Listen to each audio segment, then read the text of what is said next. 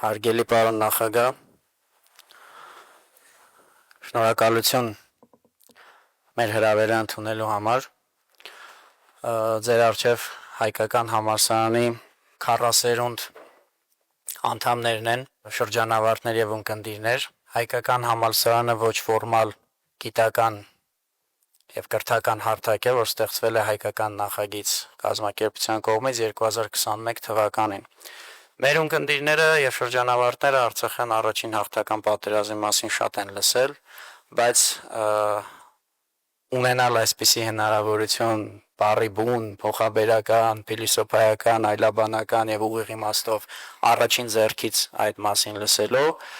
դեռևս չէին ունեցել։ Շնորհակալություն, որ այդ հնարավորությունը տվեցիք։ Կխնդրեի ձեր թույլտվությամբ հետեւյալ ձևաչափն ու հերթականությունը որդեգրենք, խնդրելով ձեզ, որ հանդես գաք կարճ ներածական խոսքով, ելույթով, դասախոսությամբ, թե առհասարակ ինչպես հնարավոր դարձավ, ինչպես այն տարիներին էին ասում, 150,000-անոց Ղարաբաղը հաղթեր 6 միլիոնանոց Ադրբեջանին, որից հետո ասպարեզը տրամադրենք մեր շրջանավարտներին եւ ունկնդիրներին իրենց տարատեսակ խոհուն հարցերի համար։ Բայց անոնը դասախոսություն չդնենք, ես երբեք դասախոսությամբ չեմ զբաղվել, կունենամ ներածական խոսք իհարկե եւ կփորձեմ այնուամենայնիվ Ղարաբաղյան շարժումը եւ առաջի հաղթանակած պատերազմը կապել հետագա պատերազմների հետ, միգուցե դա sense ավելի հետաքրքիր կլինի համեմատության մեջ, թե ինչ առավելություններ ենք մենք ունեցել եւ ինչու ենք հաղթել եւ հետո այդ ինչ առավելություններ կորցնելով մենք պարտվեցինք։ Միգուցե այս սխեմատիկ փորձեմ ես չեմ չարաշահելու, այսպես ասենք, այս հանդիպման ժամանակը փորձեմ դա սխեմատիկ ասել, հետո ավելի ինտերակտիվ տարբերակով կփորձենք բացել այն ուղղությունները, այն ամեն ինչը ավելի շատ ձեզ կհետաքրքրի ինտերակտիվ ուղղակի ձևաչափով։ Նայեք, մենք փաստորեն ունեցել ենք 3 պատերազմ։ Առաջի պատերազմը հաղթանակած պատերազմն է 91-94 թվականների, երկրորդը սովորաբար ասում են քարորիա պատերազմ ապրիլյան 16 թվականը, որը ես կգնահատեի, այսպես ասենք, ոչ ոքի, մենք ունեցանք տարածքային որոշակի կորուստներ, ընդամենը 600-800 հեկտարի մասին էր խոսքը, բայց դիվանագիտական ձեռքբերումը եւս ակնհայտ էր։ Նույնիսկ ես կասեի ոչ ոքի մի քիչ պլյուսով դուրս եկանք այդ պատերազմից եւ ունեցանք հաջորդ պատերազմը 20 թվականի, որը ուղղակի կորցրեցինք եւ իմ գնահատականով, իմ համոզմունքով շատ եւ շատ սուբյեկտիվ պատճառներով։ Հիմա ինչ առավելություն ենք մենք ունեցել առաջի պատերազմում։ Իսկապես 150,000-անոց Ղարաբաղը, այն ժամանակ 7.5 միլիոնանոց Ադրբեջանը եւ մենք հաղթեցինք։ Եվ զուգահեռաբար Հայաստանում էներգետիկ ճգնաժամ, բավական լուրջ խնդիրներ, այնուամենայնիվ մենք հաղթեցինք։ Դու կփորձեմ այսպես հիմնական կետերով ուղղակի բացատրություն այստեղ տալ։ Առաջինը, նայեք, մենք համոզված էինք Ղարաբաղում, որ Ադրբեջանի կազմում Ղարաբաղցիք ապրելու ընդհանրապես հնարավորություն չեն ունենալ։ Սա էկզիստենցիալ խնդիր էր եւ այդ վտանգը հատկապես Սումգայիթից հետո այնպեսի առարկայական էր բոլորիս համար, որ միավորեց բոլոր ղարաբաղցիներին։ Մեկը մեկին սիրում է, չի սիրում կապ չուներ։ Ուղղակի այդ ընդհանուր վտանգը միացրեց ողջ ժողովրդին։ Սա երևի հիմնական գործոններից մեկն էր։ Բավական բարձր կազմակերպվածության մակարդակ։ Ղարաբաղում ընդհանրապես միգուցե սովետական դաստիարակություններ, բայց Ղարաբաղում եւ կրթվածության մակարդակն էր եթե Ադրբեջանի հետ համեմատենք, շատ ավելի բարձր։ Մարդիկ ոնց ասեմ, շատ ավելի կարգապահ էին ընդհանրապես բոլոր հարցերը։ Եվ այդ կարգապահությունը, կազմակերպվածությունը շեշտակի դեր խաղաց այն ժամանակ, երբ սովետական միությունը փլզվում էր, երբ կոպիտ ասած այնց բարդակը գրեթե բոլոր ոլորտներում էր տիրում, բայց մենք կարողացանք կազմակերպվել եւ կազմակերպվել բավական արդյունավետ։ Դրան գումարում էր այն հանգամանքը, որ կար բավական սովետական միության կողմից պատրաստված մոբիլիզացիոն ռեսուրս, Ղարաբաղցիք բոլորը գրեթե ծառայում էին մարտական ստորաբաժանումներում եւ զինվորական մասնագիտությունների ձեռքբերման խնդիր եւս չկա։ Ինչը շեշտակի տարբերում էր ընդհանրապես Ադրբեջանից, որտեղից շատ ավելի sense մեծ տոկոսով մարդիկ ծառայում էին այսպես կոչված ստրոյբատներում եւ այլն։ Սա եւս բավական մի խնդիր էր, որովհետեւ երբ մենք ձևավորում ենք Ղարաբաղում բանակը, զինվորական մասնագիտություններով օժտված մարդկանց պակաս գրեթե չենք ունեցել։ Ուղղակի մի շատ թեթև վերապատրաստում, շատ թեթև sense միջամտություն եւ մարդիկ պատրաստ զինվորներ էին։ Եվ կար բավական լուրջ սպայական ազնագազմ, որոնք ուղղակի Ղարաբաղցիների, որոնք եկել են Ղարաբաղ եւ իրենց փորձը ներդրել են արդեն զինվորական գործունեության մեջ։ Շատ կարևոր հանգամանք էր այն ժամանակ այն տեղեկատվությունը, որը գալիս էր Ղարաբաղից եւ Ղարաբաղյան շարժումից եւ հետո 91-94 թվականներին պատերազմից եղել է ազնիվ լուսաբանում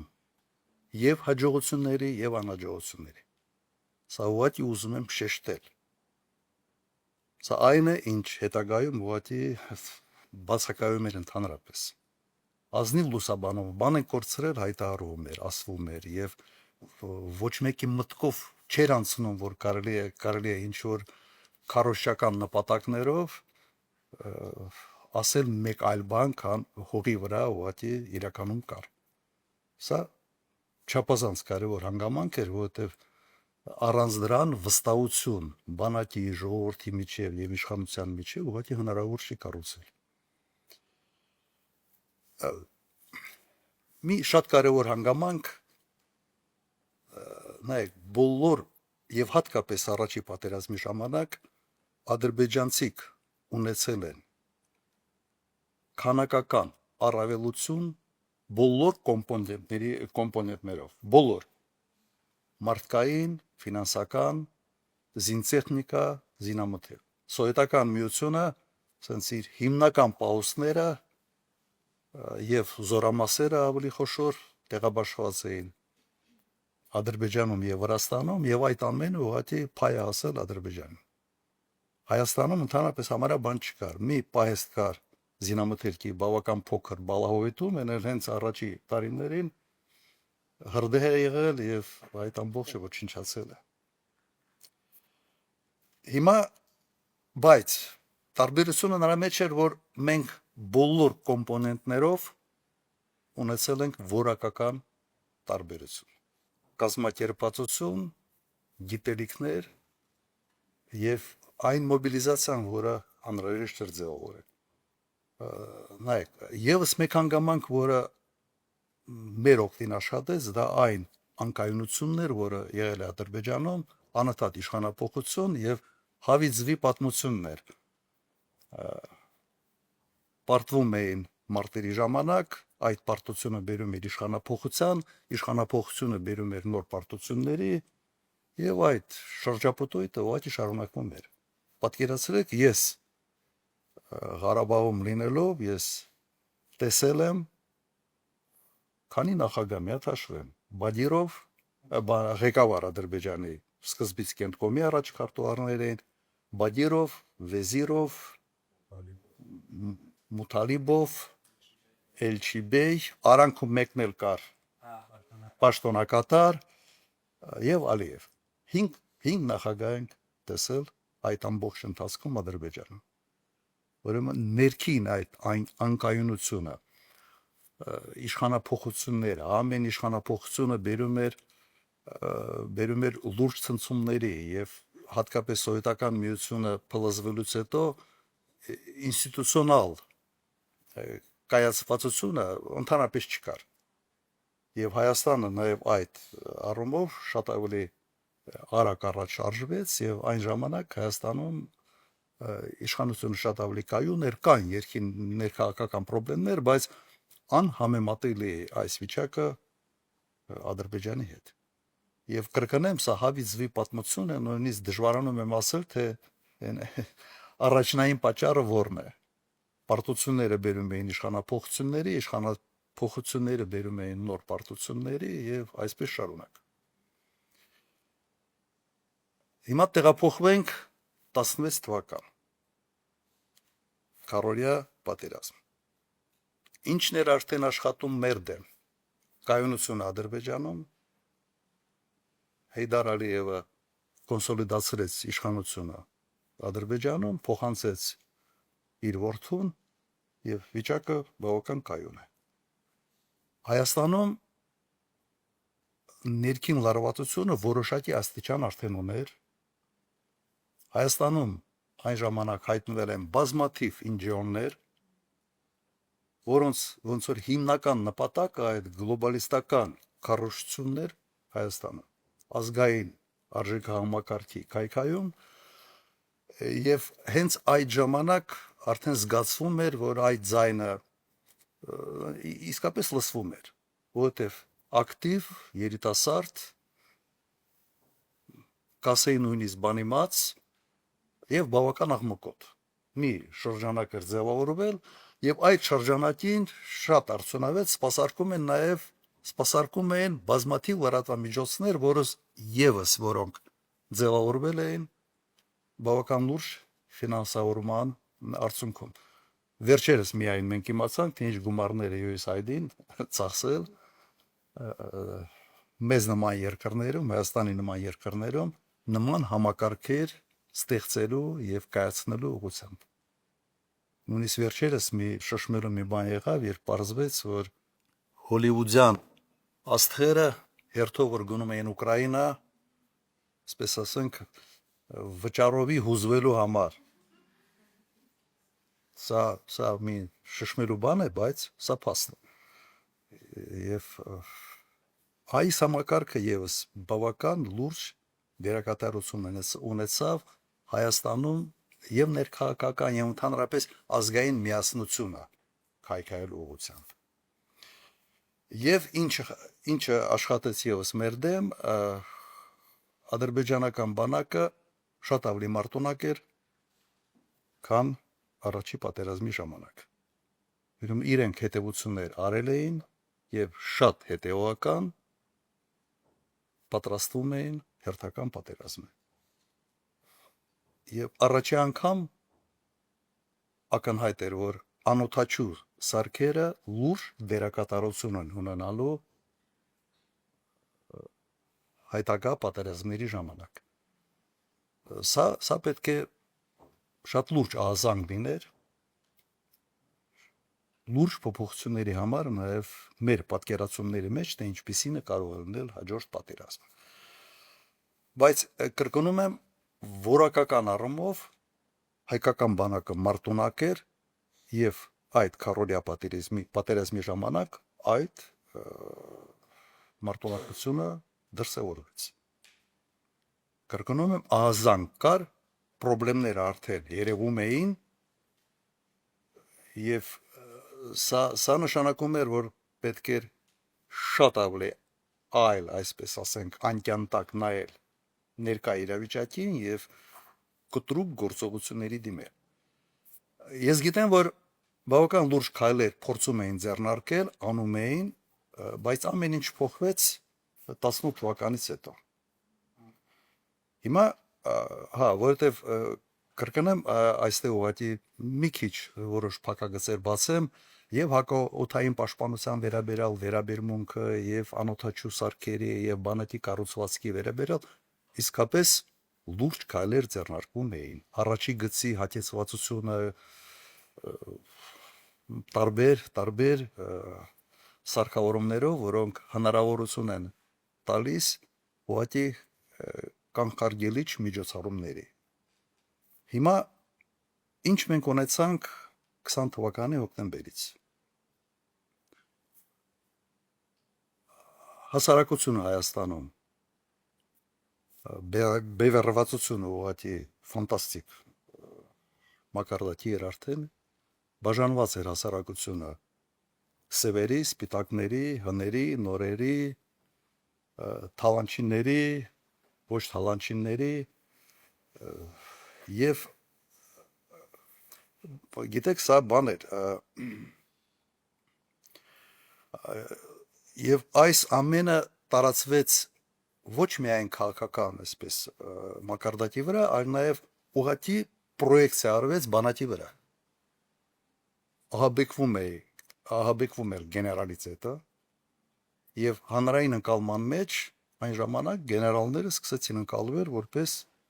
ասենց բանակը թալանող, բանակով չզբաղվող մի շերտ եւ ես նույնիսկ այն ժամանակ մի բան հասկացա, որ մարտական անցյալ ունեցող գեներալները հանրային վայրերում սկսել են ավելի շատ հայտնվել քաղաքացիական հագուստով։ Ոնց որ առաջ եթե այդ զինվորական հագուստը հպարտության առարկա էր, մի պահ փորձում էին թաքցնել ու sense երևացող տեղերում չերևալ այդ հագուստով։ Սա բանակը քայքայելու, բանակը քանդելու գործիք էր։ Անվում էր դա գիտակցաբար, թե ոչ գիտակցաբար, ես չգիտեմ։ Չեմ ուզում գնահատական տալ տվյալ դեպքում, բայց սա փաստ էր։ Եթե փորձի որևէ մեկը ձեզանից ուսումնասիրել 18, 19, 20 թվականների մամուլը, դուք կտեսնեք, որ սա գերակա, այսպես տեղեկատվական դաշտի հիմնական թեմաներից մեկն էր։ Եվ սա չէր կարող լուրջ ազդեցություն չթողնել բանակի վրա։ Որտեղ հրամանատարական կազմը ուղղակի ահաբեկվում էր ամեն օր տեղեկատվական դաշտում։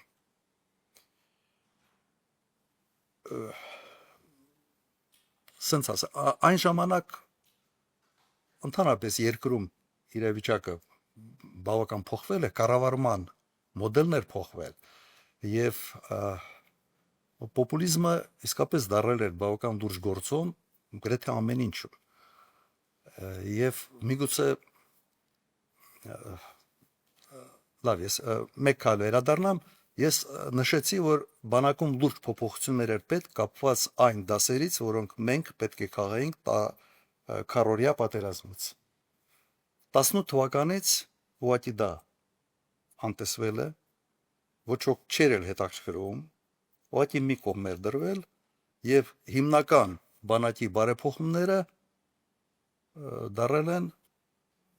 ավելի շատ մեծ ուշադրություն, ես ասում եմ դա եւ այն ժամանակ ընդունված տերմին էր կլուբնիչնի բարեփոխումները,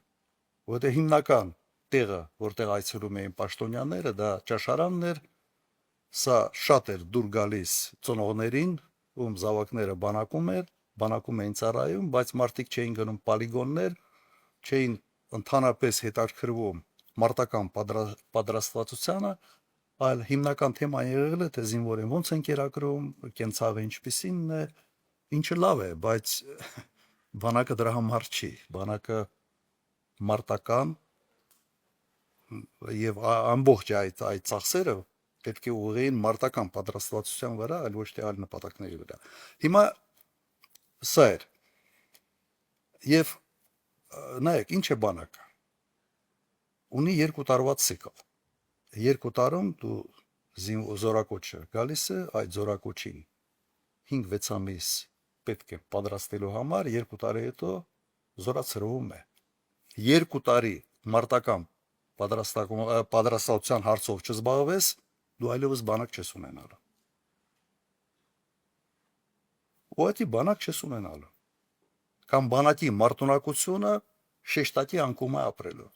Մոտավորապես այսպես էր վիճակը, որտեղ KPI-ը, եթե դրվում է, ճաշարանը, այլ ոչ թե պոլիգոնը բոլոր սպայական կազմը եւ սպայական կազմ փոխվեց այն ժամանակ սկսում է զբաղվել ճաշարանով, այլ ոչ թե պոլիգոնով։ Եվ ունեցանք այն, ինչ ունեցանք։ Պատերազմը սկսելուց հետո ես երրորդ օրը Ղարաբաղում էի, 2 շաբաթ եղել եմ Ղարաբաղում եւ ասեմ իմ գնալուց հետո ուղղակի երրորդ օրը ես դիմում էի եւ Բակո Սահակյանին եւ Արկադի Ղուկասյանին։ Հանդիպենք Արայիկ Հարությունյանի հետ իմ հիմնական մեսեջը հետևյալն էր. անել ամեն ինչ պատերազմը կաղնեցնելու համար։ Պատերազմի ամեն օրը բերելու ավելի մեծ խնդիրների, որովհետև պատրաստ չենք։ Այս ձևով փոփոխված այս իրավիճակում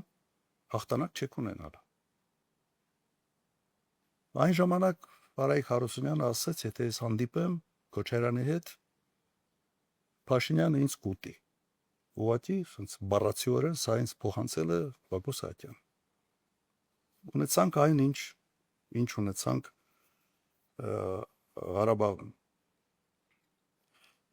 Հիմա այդ դրոնների դերակատարությունը բոլորը տեսնում եք Ուկրաինայում, ռուս-ուկրաինական կոնֆլիկտի մեջ ինչ դերակատարություն ունեն։ Բայց առաջի այսպես ծիծեռնակները երևացել են 16 թվականին, որից ուղղակի պետք է շատ լուրջ հետևություններ անել, ոչ թե Su-30-ներ, ասենց selfie Su-եր գնել, այլ պետք է ռեփ համակարգեր, պետք է ուղղակի շատ լուրջ ներդրումներ հակաօդային պաշտպանության մեջ։ Չարվեց դա։ Հիմա սրանք են հիմնական պատճառները, որ մենք ապրեցինք այդ էվոլյուցիան։ 91-94 թվական, 16 թվական, որը հետաքրքիր էր, որ շատ կարճ էր, բայց նախանշում էր տրենդը, եւ մենք այդ տրենդից ըստ էության հետևություն չարեցինք։ Ուրեմն հետևյալ եզրակացության գամ, մենք այս ընթացքում սկսել ենք զիջել Ադրբեջանի ոչ միայն քանակական բոլոր գրեթե ցուցանիշներում, այլ սկսել ենք շեշտակի զիջել նաև որակական հարցերում, կապված մեր անվտանգային հարցերի հետ։ Ձեր կարծիքով ինչի շնորհիվ Արցախի բնակչությունն այն տարիներին պատրաստ եղավ ոչ միայն կռվել, այլ նաև կառուցել պետություն։ Շնորհակալություն։ Ընդհանրապես մտածել, թե պատերազմում կարելի է հաղթել միայն բանակ ունենալով, միամտություն է։ Եվ խնդիրներից մեկը նաև 20 թվականի 44 օրյա պատերազմի նաև նա էր, որ բանակը 1-2 շաբաթ պետք է, այսպես ասենք, զսպի առաջի հարվածը, բայց հետո ամբողջ պետությունը իր բոլոր մեխանիզմներով պետք է դառնա պատերազմի մաս։ Ինչը ըստ էության չկայացավ։ Եվ օրինակ այն ժամանակ ամենից մեծ սխալներից մեկը, որ սկսեցին ձևավորել ջոկատներ առաջնագիծ ուղարկելու համար, փոխանակ համալրել մոբ ռեսուրսով այն զորամասերը կայացած, որոնք առաջի գծում արդեն կռվում էին։ Ես այդպես էլ չեմ հասկացել այդ որոշման մոտիվացիան որն էր։ Իսկապես չեմ հասկացել։ Մենք մեր ամենից մեծ խնդիրը եղել է 92 թվականին ջոկատներից անցնել դեպի կանոնավոր բանակ։ Եվ բավական բարդ գործընթաց էր։ Որտեղ մի հոգի գալիս էր 20-30 հոգանոց կամ 40-50 հոգանոց ջոկատի հրամանատար, ինքը դեմք էր։ Իսկապես դեմք էր։ Մի քիչ էր ֆիդայական հագուստներ եւ այլ, հայրենասեր շատ իսկապես մարդիկ կային, բայց երբ որ դու ստեղծում ես կանոնավոր ջոկատ, ինքը դառնում է ընդհանրապես ամենից շատը վաշտի հրամանատար, ոչ ավել։ Եվ լինել մի առանձին ջոկատ, մի ինչ-որ լավ հնչող անունով ջոկատի հրամանատար եւ լինել վաշտի հրամանատար, ոնց որ կարգավիճակների ընկալում այդպեսինն է։ Ոնց լուրջ բռունցք էր պետք եւ կամք շատ արագ այդ ջոկատներից վերափոխվել կանոնավոր բանակ։ Մապետությունը հենց այն երաշիկն է, առանց որի դու չես կարող դա անել։ Պետությունը այդ ֆունկցիան պետք է իր վրա վերցնի եւ այդ իրականացնի։ Ղարաբաղում դա ավելի շուտ կատարվեց, քան եւ Ադրբեջանում եւ Հայաստանում։ Եվ շատ օրգանիկ ձևով եւ ճիշտ ժամանակին այս ամեն ինչը տեղի ունեցավ նաեւ Հայաստան։ Ադրբեջանում այս process-ները բավականաչափ ուշացել էին։ Եվ սա եւս մեր առավելությունն էր։ Ինչը մենք կապիտալիզացրեցինք ուղղակի շատ մեծ հաջողությամբ, հատկապես sense առաջի այդ պատերազմի ժամանակ։ Պարոն Քոչարյան, հարցս վերաբերում է 7 շրջաններին, հնարավոր էր արդյոք այդ 7 շրջանները պահել, չհամարելով դրանք բանակցությունների առարկա, փոխզիջման առարկա, եւ շարժվել մոտավորապես այն ուղղությամբ, ինչպես շարժվեց Ռուսաստանը Դոնեցկի ու Լուգանսկի շրջանները վերամիավորելու հարցում, այսինքն 7 շրջանները համարել Արցախի անբաժանելի մաս եւ դրանք մեկտեղ ճանաչել Հայաստանի մեջ մտցնել եւ չսպասել աշխարհի ճանաչմանը կամ Ադրբեջանի ճանաչմանը։ Հիմա նայեք, եթե վերցնեք Ռուսաստանը 150 միլիոն բնակչությամբ աշխարհի ամենից հզոր բանակներից մեկը ունեցող երկիր, Ուկրաինան ասում են 40, բայց իրականում այսօր բոլոր փորձագիտական գնահատականները մոտ 25 միլիոն բնակչություն։ Եվ Ռուսաստանը աշխարհի ամենից հզոր ատոմային պոտենցիալ ունեցող երկիրն է։ Հիմա եթե մենք այդքան ունենայինք, իհարկե այդպես կան։ Եկի մի կասկածեք, իհարկե այդպես կան։ Բայց այնինչ որ դուք ասում եք, հենց մենք հայտարարում էինք այդպիսի մի տարբերակ, սա նշանակում է, որ այլևս բանակցելու թեմա չկա, դա Արցախ-Հայաստանը եւ վերջ մոտարապես հետևանքները սա են լինելու։ Սա կլներ ուղղակի արկածախնդրություն, որի հետևանքը կլներ պարտություն։ Սա արվեց 20 թվականին, 19 թվականին։ Մենք լավ գիտակցում ենք, որ պատերազմը, երկարատև պատերազմը պրոբլեմային է մեզ համար։ Իսկապես պրոբլեմային է։ Դուք կամ պիտի այնպիսի դաշնակից ունենաք, այնպիսի հարաբերություններով, որը պատրաստ է այդ պատերազմի ժամանակ ամբողջությամբ կանգնել կոտիկոնքում եւ մարդկային ռեսուրսով եւ ամեն ինչով եւ նյութական ռեսուրսներով։ Եթե դա չկա, ուրեմն դու պետք է շատ ավելի ճկուն լինես եւ փորձես բանակցային գործընթացով արդեն ստանալ այն, ինչը հնարավոր է ստանալ։ Մեր մոտեցումը սա է։ Դուք նայեք, կարող է մեր խելքը չի կտրել, ասենց հայտարարեինք, ասեինք, սու Ղարաբաղ Հայաստանը եւ վերջ։ Կարող է օրինակ ես Ղարաբաղ նախագահ ընտրվելուց ինագուրացիան, ասենց ցանկություն չեմ ունեցել ինագուրացիան անել Շուշիում։ Դա չենք արել, չէ՞։ Մենք այն ժամանակ երբեք չենք փորձել նույնիսկ այնպես անել, որ Թուրքիայի մասնակից սարքենք այս հարցին։ Միշտ փորձել ենք Թուրքիայի հետ շատ ավելի ճկուն էինք։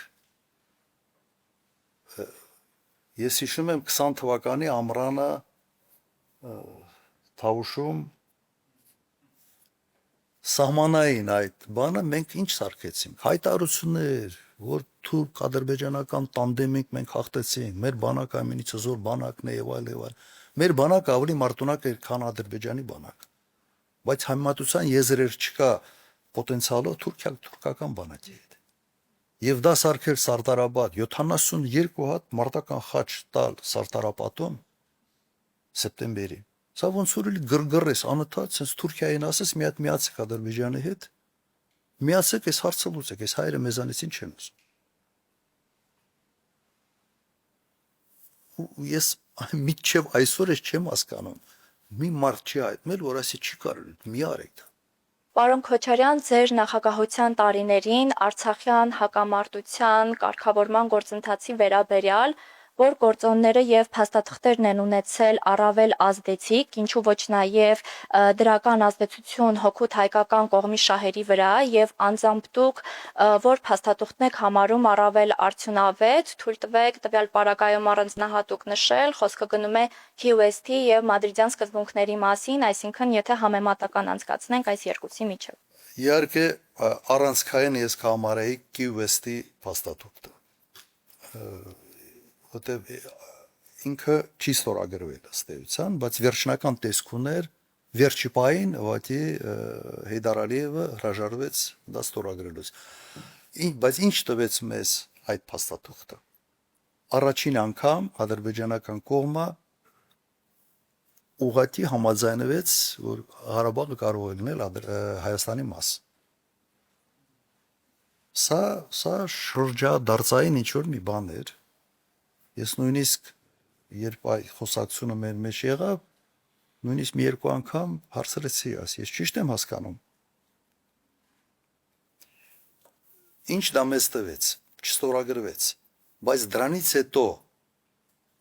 նույնիսկ մադրիդյան սկզբունքները, որը ինքնորոշման իրավունքի լիարժեք ճանաչում էր, արդեն մենք դա ներկայացնում ենք որպես մեր կողմից մեծ զիջում։ Նայեք, մենք ընդամենը 2 տարի առաջ, 3 տարի առաջ մենք քննարկում էինք Ղարաբաղը Հայաստանին միացնելու տարբերակ։ Հիմա դուք ո՞նց եք պատկերացնում։ Վարդան Օսկանյանը այդ բանը գրպանում էր պահում միշտ։ Որտեղ ինչ բանակցում էր, ասում էր, նայեք, նույնիսկ այս տարբերակն էր։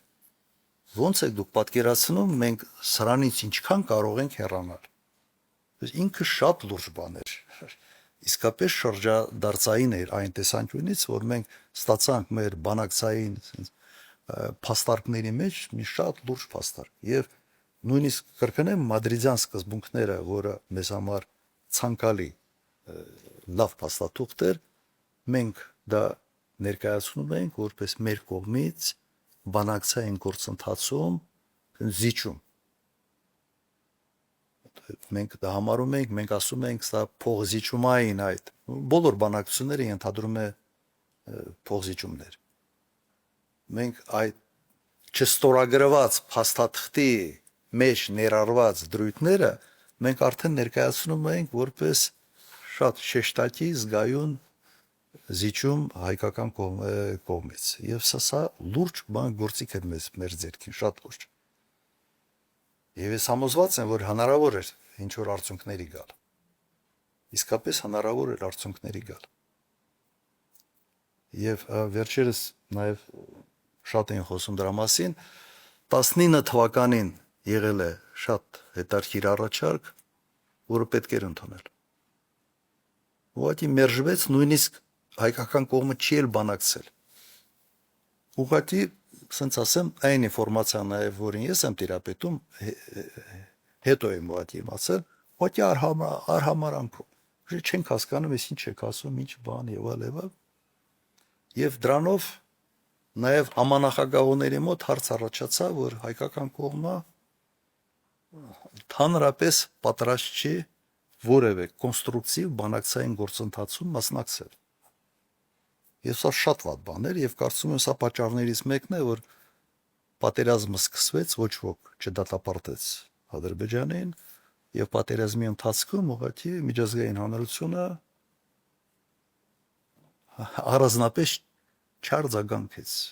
որովհետև երբ որ բանակցային գործընթացը քո մեղքով, քո նախաձեռնությամբ խաթարվում է, դու նաև այդ հետևանքների այսպես պատասխանատվությունը պետք է կրես։ Եվ սա տրամաբանական է։ Հիմա նայեք ինչ է կատարվում Ուկրաինայում։ Զելենսկին բավական կտրուկ քայլեր է անում, այս վերջի օրինակ 2 օր առաջ, 1 շաբաթ առաջ, եւ Միացյալ Նահանգները, որոնք, այսպես ասենք, հիմնական այն երկիրն էր, որոնք այս պատերազմի ժամանակ իրենց միջամտությամբ, իրենց օգնությամբ Ուկրաինան դիմանում էր, հիմա այդ երկիրը այնպիսի հայտարարություններ է անում, որ շատ թանկ եւ ծանր է նստել Ուկրաինայի վրա։ Եվ ստե ես որոշակի զուգահեռներ տեսնում եմ անպատասխանատվությամբ, սա մեկ, եւ երկրորդը ուղղակի մարդիկ չեն հասկանում, թե ինչ են անում եւ ինչ հետևանքներ կարող են ունենալ։ Բայց այդ պահին հայրենասեր երևալու համար։ Հիշում եք, չէ՞, պատերազմի ժամանակ, որ ասում եմ, եթե ես առաջարկը ես ընդունեի, ինձ դավաճան կասեին։ Հոկտեմբերի 18-19։ Պատերազմը կաղնում էր։ Հայաստանի վարչապետը ասում է, եթե ես դա ընդունեի, ինձ կասեին դավաճան։ Լավ չի, քեզ ասեին դավաճան, բայց այս հետևանքները մենք չունենային։ Քո դավաճան այդ, մեկը ասում են դավաճան։ իրականում եկա ասում են, չէ, որովհետև արդյունքները այդպեսինն են։ Լավ չեն ժամանակ ասային դավաճան, բայց այս վիճակը մենք չենք ունենա։ Արդյոք այս պահին մենք ունենք հնարավորություն անդիմադիր դաշտը համախմբելու եւ համատեղ պայքարի դուրս գալու ներկա իրավիճակի դեմ։ Նայած մենք ինչ ենք հասկանում համախմբելու տակ, ինչ ենք հասկանում։ Եթե հասկանում ենք, թե ինչքան ընդդիմադիր կա սաղին հավաքել, ասենց ասել, սաղը միասին է, տենց չի լինել։ Մենք մեզ չխաբենք։ Կոնկրետ նպատակի շուրջ, այո, ես տեսնում եմ, որ հնարավոր է համախմբել։ Հնարավոր է որոշակի պայմանավորություններ ունենալ տակտիկական առումով։ Բայց որ ասես սա սենց շատ տարբեր են, թե եւ մոտեցումների հարց կա, եւ անկալումների հարց կա, եւ ազնական հարաբերությունների հարց կա։ Մեկ նպատակի գնալ, խաղի կանոններ ֆիքսել, իրար հետ պայմանավորվել, իրատեսական եմ համարում։ Հաջողության հասնողները հետո կոալիցիա կազմեն, միասին աշխատեն, այո։ Սա այն դասական մոդելն է, որը ամենտեղ աշխատում է։ Եթե օրինակ ընտրությունների ինչ որ պահ է գալիս, այդ ընտրությունների ժամանակ դաշինքներ ձևավորել, այո։ Բայց մի դաշինք ձևավորել, որտեղ կարող են լինել 15 միավոր կամ 20 միավոր, ոչ իրատեսական չի։ Չի աշխատելու դա։ Մենք մեզ չխաբենք։ Բարի ցանկությունները միշտ չի որ աշխատող sense բանաձև է։ Դուք նախկինում նշել եք, որ ձեր կառավարության ընթացքում կրթության ոլորտում եղել են թերացումներ։ Ըստ ձեզ նույն 90-ականների պատերազմի մասն է խոսքը, հետ պատերազմյան կառավարման ընթացքում կրթությունից բացի այլ ոլորտներում եղել են թերացումներ, թե ոչ։ Եթե միայն կրթության ոլորտում են եղել թերացումները, կարող եք ավելի մանրամասնել, թե կոնկրետ ինչ թերացումների մասին է խոսքը, եթե այլ ոլորտներում նույնպես եղել են թերացումներ, կխնդրեի այդ մյուս թերացումների մասին էլ ավելի մանրամասնել։ Շնորհակալություն։ Ես չեմ կարող հիշեմ, ես հիշում եմ, որ այդ բանը ասել եմ կրթության ոլորտի վերաբերյալ, չեմ հիշում ինչ կոնտեքստի մեջ էր։ Նայեք, երևի չկա իշխանություն, որը կարող է ասել, որ իր իշխանության ժամանակ ամեն ինչ լավ էր։ Իհարկե չէ։ Ուղղակի տենց չի լինում։ Հատկապես երբ որ ինչ որ մի քանի տարի անցնում է, հետադարձ հայացքով, տենց մի քիչ մարդ այլ կերպ է նայում այն ժամանակվա արդյունքների վրա։ Իհարկե եղել են թերացում։ Բայց պետք է գործը միշտ գնահատվի դու ինչից ես սկսել, ուր ես հասցրել։ Եվ ամեն մի ղեկավար իր պաշտոնը թողնելուց ինքը պետք է հաշվետու լինի ոչ թե այսպես абստրակտ, լավա թե վատա։ Ինքը ինչ վիճակում է ընդունել իշխանությունը եւ ինչ վիճակում է ազնում իշխանությունը։ Նույնը վերաբերում է կրթական համակարգին։ Տվյալ դեպքում նախարարը ինչ վիճակում է ընդունել համակարգը եւ ինչ վիճակում է ազնել։ Ես կարող եմ ասել, որ կրթության հիմնական բարեփոխումները արվել են այդ ժամանակ, երբ որ այդ Բոլոնյան բաները մենք օրենսդրության փոփոխություն եւ իրականացում, օրինակ դպրոցների կառավարման մոդելը։ Իմ ժամանակ ենք մտցրել այդ կառավարման մոդելի, ծնողների խորհուրդ եւ այլ փորձել ենք կապը ստեղծել դպրոց, ծնողներ, մենք ըստ էության քիչ բան ենք հորինել։ Հիմնականում այն մոդելները կայացած երկրներում հաջողված մոդելները համաշխարհային բանկից այդ ռևյունները իրենց վերցնում էինք եւ փորձում էինք կիրառել։ Այդ երկրների հետ կապվում էինք։ Այդ երկրներից փորձագետներ էին գալիս մեր մոտ, օգնում էին օրենսդրությունը բարեկարգել եւ հետո իրականացնել։ Այդ ճանապարհին բազմաթիվ խնդիրներ կային, բայց կարևորը հիմա գնահատենք, ուղղությունը ճիշտ ենք վերցրել թե չէ։ Իմ տպավորությամբ ուղղությունը ճիշտ ենք վերցրել։ Թերություններ կային, այո։ Կրթության մեջ իմ համար մի քիչ լավլի հեշտ էր անել։ Ես ինքս որ կուսակցական չէի։ Ես հետևում էի, որ օրինակ դպրոցի կուսակցականացումը չլինի, որովհետև միշտ այդ ձգտումը կա։ Դպրոցը մի ժամանակ օրինակ հատկապես գյուղական վայրերում դպրոցի տնօրենը այդ գյուղում լուրջ դեմք էր, որի ազդեցությունը տրամադրությունների վրա մեծ էր։ Ասեն հիմա ինչ ենք ասում, ձեր սերունդը լավ գիտի, ինֆլուենսեր, չէ՞ ասում եք sense բաներով։ Այն ժամանակ այդ գյուղի մակարդակով դպրոցի տնօրենը լուրջ ինֆլուենսեր է։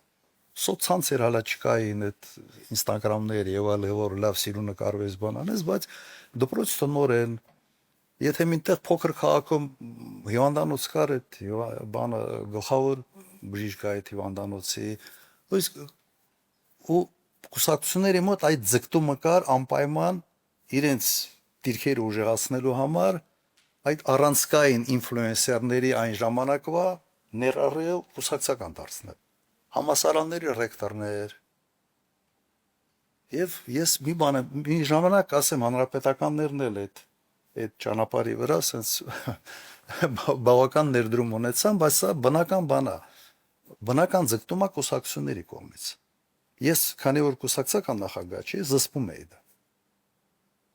Կապի զսպում է, որ ինձ հետաքրքրություն այդ հետաքրքրությունը չկար։ Օրինակ տեղական ինքնակառավարման մարմինները դուք տեսնում եք ինչ կարգի ուշադրություն են հիմա դարձնում։ Հանկարծ մինտեղ մեկ ուրիշ չընտրվի։ Օրինակ իմ ժամանակ իմ համար մեկ էր։ Ես մարդկանց ասում եմ լսեք, այդ ժողովուրդը ուզում է թոնտրի։ Մեկը ում ընտրի մեր հետ աշխատելու։ Չի կարող համայնքապետը հա կարող անդիմադիր հայացքներ ունենա Աստված իր հետ։ Բայց այդ համայնքապետը չի կարող հաջողվել որպես համայնքապետ, եթե իշխանությունների հետ նորմալ հարաբերություններ չպահի։ Մի ճշնամացրեք, բան մի արեք։ Շատ են եղել դեպքեր։ Երբ որ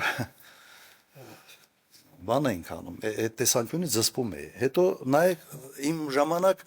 յուրահատկությունը նաև ինչ էր, ես ունեցել եմ երկրորդ հինգամյակը կոալիցիոն կառավարություն առաջին հինգամյակը հայտարարված չէ, բայց փաստացի էլի կոալիցիոն կառավարություն է։ Եվ այն ժամանակ հատուկ բան ենք անում, օրինակ նախարարը մի կուսակցությունից է,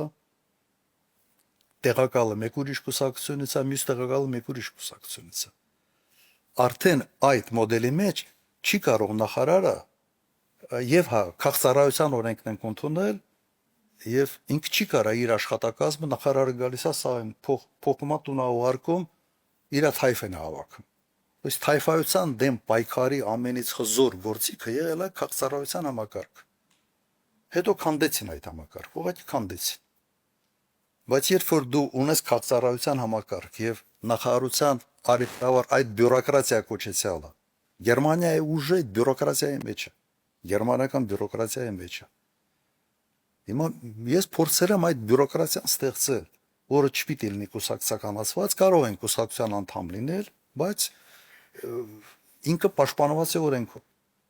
Այդ բյուրոկրատիան, որ ստեղծում ես, նախարարը մի կուսակցության անդամը, տեղակալը մեկ ուրիշ, չեն կարա այդ նախարարությունը թայֆա սարքեն։ Չի լինի։ Եվ սա իմ կառավարման ժամանակվա այդ ամենից երևի հաջողությունները ամենից մեծ գրավականներից մեկը դա էր։ Եվ այդ խորհրդի ղեկավարը, քաղաքացիական խորհրդի ղեկավարը, ուղղակի հաջող մարդ էր, ինքը պրինցիպալ պահում էր։ Մենք այն ժամանակ դա ձևավորեցինք, հետո կանդվեց։ Համակարգը այսօր կարելի ասել գոյություն չունի։ Պարոն Քոչարյան, ինչ եք կարծում, որն էր այն հիմնական գործոնը կամ գործոնները, որոնք ցույց տվեցին Լևոն Տեր-Պետրոսյանի իշխանություններին, ձեր իշխանություններին, Սերժ Սարգսյանի եւ Նիկոլ Փաշինյանի իշխանություններին կերտել այնպիսի ուժեղ պետություն, որը կդիմագրավեր Ադրբեջանին եւ 2020 թվականի աղետը չէր լինի, ամրագրելով 1994 թվականի մայիսի 12-ի արդյունքը։ Նայեք, ես ձեր հարցի ձևակերպման հետ համաձայն չեմ։ Նայեք, ես օրինակ նախագահ եմ եղել 10 տարի։ Այդ 10 տարվա ընթացքում դուք երբևէ լսել եք որևէ լկտի հայտարարություն Ադրբեջանի կողմից, ինչ որ քայլեր, որոնք կարող էին կասկած առաջացնել նաև մեր հանրության մոտ, որ մենք պաշտպանված չենք։ Ինչի բան եղել է։ Ես իմ մոտ այդ մտահոգությունը ընդհանրապես չկար։ Մենք մեր բանակի որակական հատկանիշներով մի գլուխ բարձր ենք Ադրբեջանից։ Միտեղ ինչ որ մի անզգուշ բան էին անում, կրկնակի պատասխանը տալիս ենք։ Այդպես չի, որ մենք չենք ստեղծել այդ երկիրը։ Մենք ստեղծել ենք եւ ասեմ նաեւ ինձանից հետո եւս հատկապես անվտանգային հարցերի վրա ուշադրությունը մեծ էր։ Բայց ես ձեզ մոտավորապես բացատրեցի, թե ռուսերեն ասում են լամատնի ստրոյից, որ մի բան դու կարող ես կառուցել երկար տարիներ, բայց կարող ես 1-2 տարում քանդել։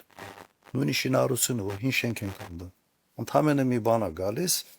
մի ծանր sense մի շար են կապում ցեպով, 2 անգամ խփում են, շենքը փլվում է։ Քանդելը միշտ հեշտ է։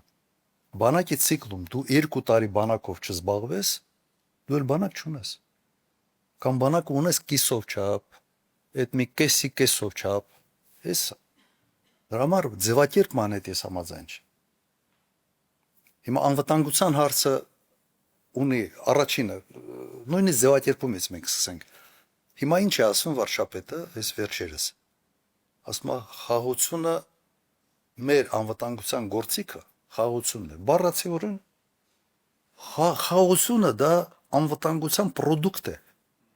Ինքը ոնց կարա գործիք լինի։ То есть դու անվտանգության հարցերը լուծում ես այդ product ստանալու համար։ Երբ որ ասում է խաղաղությունը գործիք է, ուրեմն այդ մարդիկ չեն հասկանում ֆունդամենտալ հարցեր։ Հիմա դուք երբեք չեք գնա, չէ՞ բժիշկի մոտ, որը չի հասկանում այդ սկալպելը բանից չի ջոկում, էլի, չեք գնալու, չէ՞։ Բայց հիմա ամբողջ ժողովրդով ընտրել եք, ասած նստել եք այդ մի ավտոբուսի մեջ եւ վարորդը քշել չգիտի։ Ոչ քշել գիտի, ոչ ուղղությունը գիտի, ոչ տորմուզի տեղը գիտի, ոչ էլ մյուսի տեղը գիտի, նստած ստանում, գնում ենք, ուռա ենք անում։ Ես շատ եմ ուզում եւ ինձ համար հետեւյալ բանաձևը կասեի, ունենալ ոնց ռոմանտիկ ժողովուրդ եւ շատ պրագմատիկ ղեկավար։ Ինձ թվում է ամենից լավ բանը կլինի այդ պրագմատիկ ղեկավարի եւ ռոմանտիկ ժողովրդի, որտեղ այդ ռոմանտիզմը բոլոր ազգերին է պետք։ Բայց երբ որ ղեկավարը պրագմատիզմի դաշտից դուրս է գալիս եւ ռոմանտիկա դառնում, այդ ռոմանտիկ ժողովրդի գլխին փորձանք է բերում։ Օրինակ, վերցնենք նույն Ուկրաինան, այսօր ես մի 2-3 անգամ անդրադարձ ունեցա։ Անպատասխանատու ղեկավարը կարող է հսկայական, հետաքրքիր աշխարհագրություն, հսկայական ռեսուրսներ ունեցող երկիր ավիրի։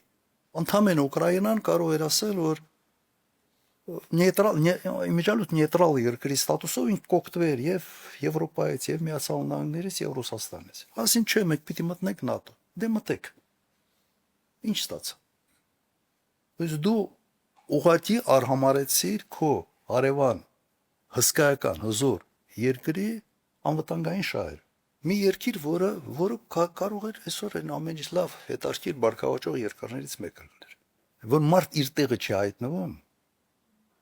մարդը փորձանք։ Վատ բժիշկը, վատ վիրաբույժը իր սեփական մեծ գերեզմանոց ունի։ Հիմա վատ քաղաքական գործիչը, վատ ղեկավարը ինքը խնդրեմ չի իրեն համար, ինքը նորմալ է։ Ինքը խնդրեմա մեզ բոլորիս համար։ Այս պատերազմը ինչ որ եղավ, չպետք է լիներ։ Այս պատերազմը հրահրվեց մեր կողմից, հայերի կողմ, հայկական իշխանության կողմից, այո։ Բանակցությունները ձախողեցին, անպատասխանատու, անպագորգոր հայտարարություններ արեցին, ամեն ինչ արեցին, որ Թուրքիան, Ադրբեջանը թիկունքում sense ամբողջ բոյով կաղնի, եւ վերջում ստացանք սա։ Հիմա էլ պարզումա սա մեղավոր են։ Պարզումա այդ հանձնել են Ալմատայի բանով 91 թվականին։ Հիմա էսա։ Դրա համար ձեր մի քիչ երկարացրեցի, որտեղ իսկապես ֆունդամենտալ հարց է։ Վերջի քվեարկությունը ա եղել Ռուսաստան հակառուսական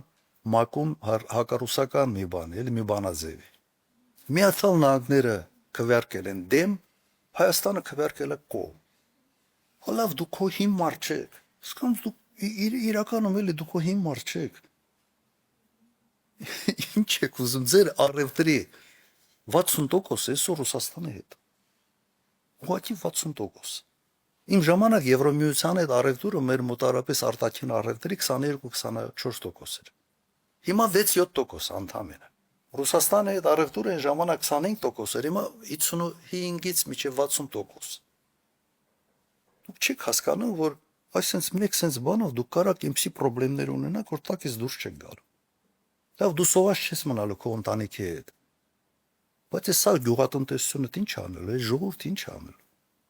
Այդքան այդ չափի անպատասխանատու լինելը, ոչի շշմեցնում է ինձ, անկեղծ ասեմ։ Անայք անվտանգության երաշխիքները Ղարաբաղի ոչ թե անվտանգության գոտի։ Հիմա մենք չեմ կարծում, որ իրատեսական անվտանգության գոտու մասին խոսալ, բայց անվտանգային երաշխիքները նշանակում է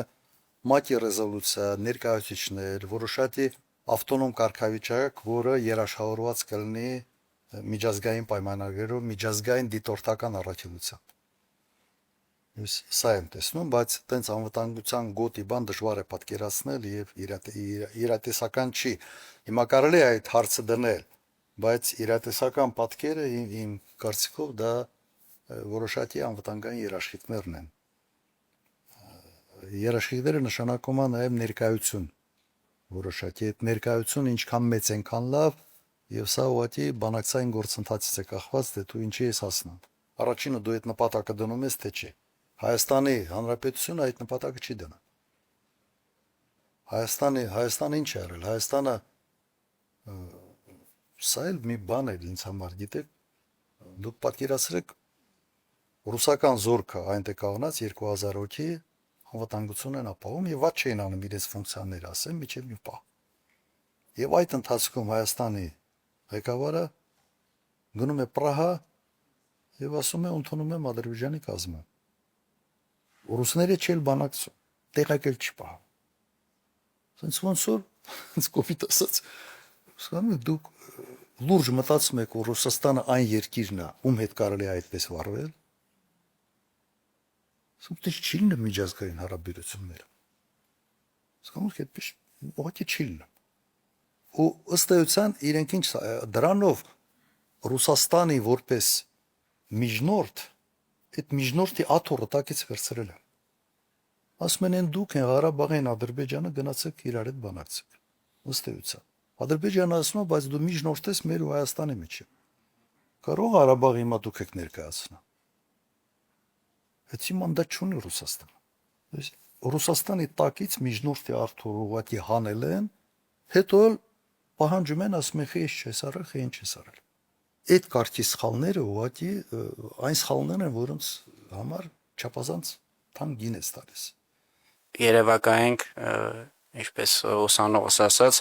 ու գործ ունենք ազգային իշխանությունների հետ եւ մոդելավորենք այդ իրավիճակը ձեր վճռորոշ դերակատարությամբ ձայնով, եթե անալոգիան տանենք բոլշևիկների հետ, առաջինը հողի մասին դեկրետ, խաղաղության մասին դեկրետ, դուք ամենաառաջին քայլով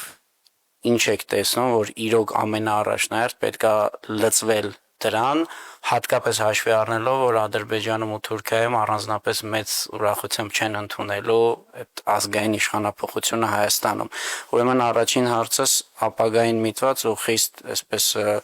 ստրատեգիկ, պրագմատիկ մակարդակում ինչը պիտի լինի առաջին քայլը, իսկ երկրորդ հարցը արդեն անցյալից եւ փոքր ավելի հուզական Արցախյան առաջին հաղթական պատերազմի դերակատարներից, հրամանատարներից, որոնք վաղուց արդեն մեզ հետ չեն, լքել են այս աշխարհը, ում եք ամենահաճախ հիշում կամ կարոտում։ Մոնդեյ վերջից սկսեմ։ Շատ հետաքրքիր կերպար է եւ ցավով պետք է ասեմ, երևի մոտարապես 1.5-2 տարի է Մոնդեյի մասին ոչ ոք չի խոսում։ Գիտեք ինչու։ Որտեւ այն բանը լրատվամիջոցը, որը փորձի Մոնտեյի նկարը ցույց տալ, Մոնտեյի մասին խոսալ, փակում են։ Եվ այս իշխանությունը ոչինչ չարեց, որ այդ մոտեցումը ուղղակի փոխի կարող էր անել։ Որտեւ ազգային այդպիսի կերպար, ազգային հերոս պետք է չի։ Հիմա մի սերունդ անցնի, ոչ մեկը չի լիշելու, որ Մոնտե գոյություն ուներ։ Պատմաբաններն են ինչ որ իմանալու։ Բայց ամենից վառ, հետաքրքիր իր ամեն ինչով էլի ահավոր ռոմանտիկ, շատ ռոմանտիկ էր, բայց շատ ցույցուտվող հետաքրքիր կերպար էր, ամենից շատը երևի ավելի շատ sense իրեն հատուկ առանձնացնեի եւ կրկնեմ չեն խոսում դրա մասին։ Երբ որ ասում ես, ասում ինչ անենք, որ հենց բան անենք Մոնտեյի մասին, ալիքը Facebook բանմա, սա բանում են, մանջատում են։ Ադրբեջանը ինչ որ դիմել է, ասել է ԱԱԲ-ի չէ եւ վերջ եւ Հայաստանը ոչինչ չի արել էսա երկու տարուց ավել արդեն, որ այդ բանը փոխի եւ հնարավոր էր դա անել։ Հիմա ինչ վերաբերում է առաջի քայլերը։ Նայեք, մենք բավական բարդ տարածաշրջանում ենք ապրում եւ ես ուղղակի համոզված եմ, որ այս տարածաշրջանում կամ դու պետք է գործոն լինես, կամ բրիտանացիք լավ բան են ասում, եթե դու սեղանի շուրջ չես, ուրեմն դու մենյուի մեջ ես։ Հիմա կամ մենյուում ենք լինելու, կամ մենք ֆակտոր պիտի լինենք։ Գործոն լինելու համար մենք պետք է ունենանք մարդունակ բանակ։ Հիմա այդ մարդունակ բանակ ունենալու համար նաև մենք պետք է ունենանք ռազմաքաղաքական դաշնակիցներ։ Մենք այն երկիրը Չինաստանը չենք եւ Ռուսաստանը չենք։ Այս հարցերը պետք է շատ արագ վերականգնվեն։ Եթե մենք սա չվերականգնեցինք, մենք ասեմ, մենք մենյուի մեջ ենք լինելու այս տարածաշրջանում եւ յուրաքանչյուր անկայուն իրավիճակ այս տարածաշրջանում մեզ համար մեծ ռիսկեր է ստեղծելու, շատ մեծ ռիսկեր է ստեղծելու եւ գայթակղություն Ադրբեջանի համար շատ մեծ է լինելու, այս միակ Սյունիքը վերցնենք եւ վտանգը կա եւ Սյունիքի հետ կապված եւ Սևանի մի կտորի հետ կապված։ Մենք սա ենք ուզում։ Ընտրությունների ժամանակ 21 թվականին ինձ շատ էին հարցնում, բայց քանի տարի է պետք բանակը վերականգնելու համար։ Ես ասում եմ 3-5 տարի։ Արդեն 4 անցել է։ Ինչ որ բան արվում է, չեմ տեսնում։ Չեմ տեսնում։ Երբ որ ինձ ասում են, որ Հնդկաստանից բան են առնում, հրետան են առնում կամ ինչ որ հրթին են առնում, իմ մոտ հարց առաջանում, հետո ոնց էս զինամթերքով դա ապահովել։ Եվ բան են առնում, որը չեն կարողանում բերել։ Ոնց։ Մի բան ստեղից, մի բան մի տեղից, մի ուրիշ տեղից ու ամենից այդ արջերը գիտեք ինչն է։ Եթե հիշում եք, sense հրապարակային մեղադրում էին, որ 80-ական թվերի զենքերով էին կռվում։ Ուկրաինայի պատերազմին նայեք։ 60-ական թվերի, 70-ական թվերի, 80-ական թվերի զենքերը ամենից հուսալի զենքերն են, ըստ էության։ Եվ այն ինչ որ մենք նայեք այս պատերազմի ժամանակ մենք պարտվեցինք բաներով, այս բայրակտարների։ Ուկրաինայում նույն ՊՎՕ-ի հնարավորություններով ռուսական